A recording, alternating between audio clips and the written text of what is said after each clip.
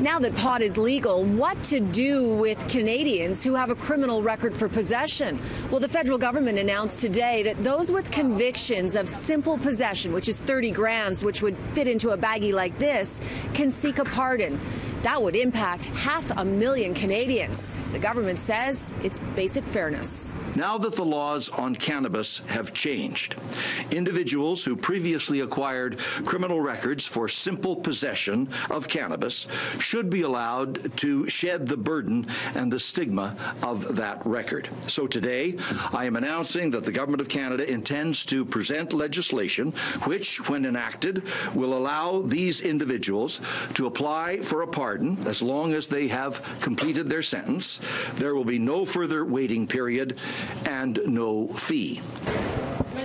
The federal government had been under growing pressure to implement a pot pardon, particularly because of the impact on Black and Indigenous communities.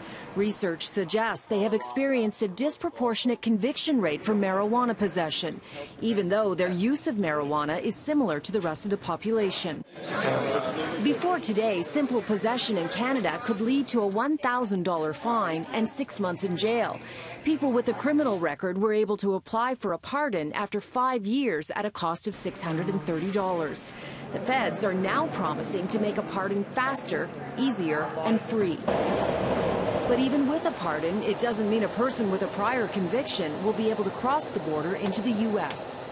Under inadmissibility laws, we do not recognize foreign pardons. You could still be inadmissible to the United States. But again, I stress that's on a case-by-case basis. The officers have to look at what's in front of them at that time to make that determination. Awesome. Okay, that's why some are arguing the pardon doesn't go far enough. And what people like myself and the team at Cannabis Amnesty have been fighting for are actually the expungement of these criminal records. So that would be the government recognizing the historical injustices that have been done here and actually erasing, like properly clearing these criminal records rather than simply suspending those, because they could be reintroduced at a later date. The federal government says it's not considering expunging pot records because expungement is reserved for cases of historic injustice.